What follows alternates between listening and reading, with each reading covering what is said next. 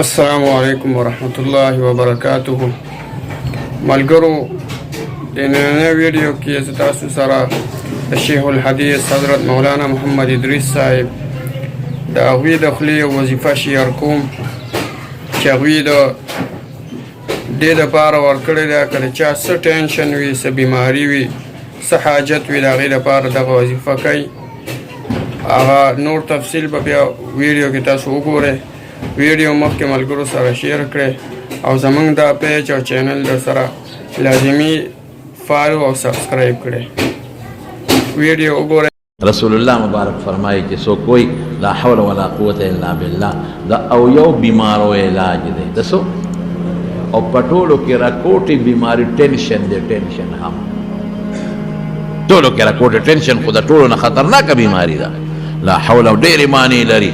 لا حول یا خدایا د شیطان نه خلاصي نشته مګر ستا په توفیق. کلې معنی ده چې څومره خلاصه به ویم چې څومره د مال د بدن د بچو تکلیف دی خدای د هغې نه ما بل څوک نشي خلاصولی، او چې څومره طاقتونه دي زما د بچو د مال د عبادت د هر څه دا ټول به ستا په توفیقي پروردګار.